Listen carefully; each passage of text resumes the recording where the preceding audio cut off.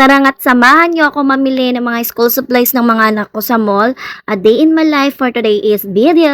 Sa mga oras na to, pahapon na nga. Oo, yes, malapit nang lumubog yung araw. Kasi ganitong oras talaga ang mga atake ng paglalabas ko ng bahay. Kasi nga, ayokong lumalabas na tirik yung araw. So, andi dito na kami sa loob ng Mega Mall at inaatake na naman sila kas ng kanyang kakulitan.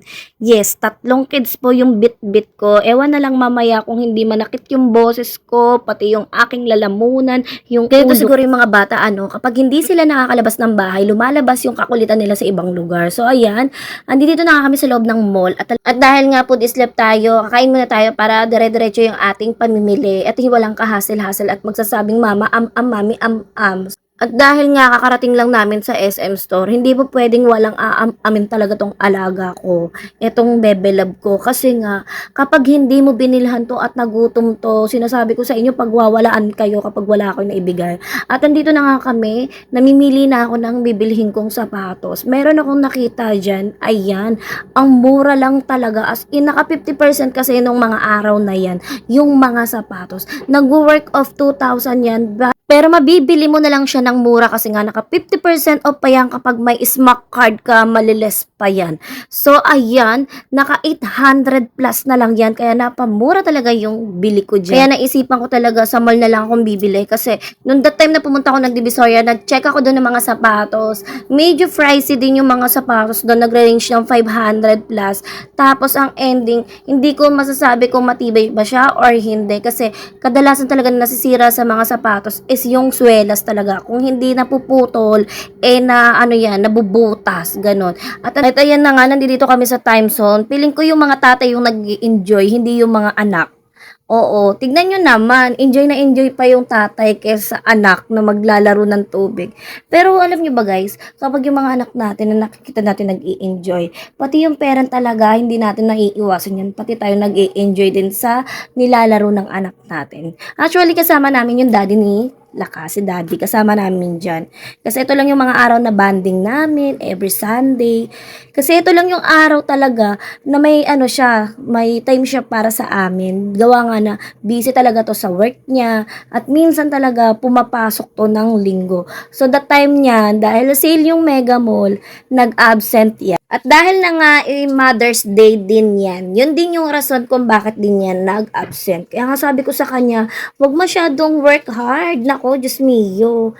Kapag nagkasakit ka, sinong kawawa? Hindi naman yung company ninyo, kundi ikaw din naman. Lagi ko siyang pinapaalalahanan na hindi lahat ng bagay itutuon mo dun sa work mo. Kaya minsan, bigyan din natin yung mga anak natin ng oras para makabanding natin sila, bigyan natin sila. Kasi alam nyo ba, kapag yung mga anak natin, lumaki na yan, hindi na natin makakasama yan kasi iba na yung magiging kasama nila. Bigla akong natawa.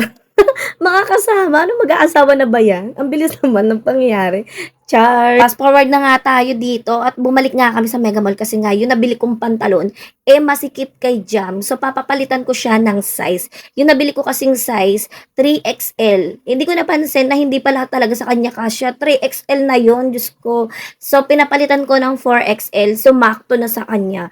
Gawa nga na matangkad yung anak ko. Tsaka medyo malaki na siya sa akin ng konti talaga. At dahil nga nag-aantay ako dyan ng size ng pantalon ng anak ko at piniflex ko muna itong aking suot-suot na wide leg pants siya. Ang ganda niya mga mare, cotton siya, stretchable, garterized na rin siya. Kasyang-kasya to hanggang 40 yung waistline. At saka ang ganda niya, hindi siya mainit sa katawan na. Cotton kasi to, ang lamig niya, promise. Kaya talaga nabetan ko to. Pwede siyang ipang mall, pwede mo rin naman to everyday use. Or pwede mo rin naman siya ipang lakad-lakad. So ayan, pinang mall ko siya. Ganyan lang ako pumorma pag pupunta akong mall. Ayoko na masyadong pasosyal kasi baka mapagkamalan tayong maraming pera. Charis! Alam nyo naman mga mare, ang tingin sa akin ng mga tao, marami akong kuray kahit konti lang. Yun talagang sasakto lang talaga sa mga anak ko, sa pang-araw-araw ng mga anak ko, pambaon ng mga anak ko. Hindi kasi talaga ako dati maluho ako. But nung nagkaanak ako, yung luho ko na para sa akin, hindi ko na ibibigay para sa akin. Sa kanila na lang talaga. Doon ko sa kanila binubuhos. Hindi baling wala ako. Kung meron man, yung pasobra-sobra na lang talaga na extra money ko na pwede kong ibili talaga ng mga needs ko. Pero kaya naman yung pangbibili ko ng pangluho ko, ibibili ko na lang ng tinapay ko. Oo, kasi nga ang sasarap ng mga tinapay dito sa bread TikTok. Dito talaga ako bumibili ng tinapay kapag pumupunta ako ng mall. Kasi mare, kahit medyo pricey talaga yung mga tinapay dito, sinasabi ko sa inyo, magugustuhan nyo at babalik-balikan nyo. So, ito yung mga favorite pump ko talaga dito ng mga tinapay na binibili ko. Medyo pricey siya. Nag-work of 500, okay na ako dyan. Pang tinapay ko. Okay na ako kaysa ibibili ko pa ng kung ano-ano. At least ito, mabubusog ako. At hindi pa nga ako nakontento sa tinapay. Syempre, bibili rin ako ng empanada Ilocos empanada dahil ang sarap nito, guys. Diyan yan sa may hypermarket ng SM Mega Mall. Ang sarap talaga niyan. Kaya pagkatapos namin kumain dyan, sinabihan ko ng kapatid ko, tara na, gumawa na tayo, hinaharap ka na ng mama mo.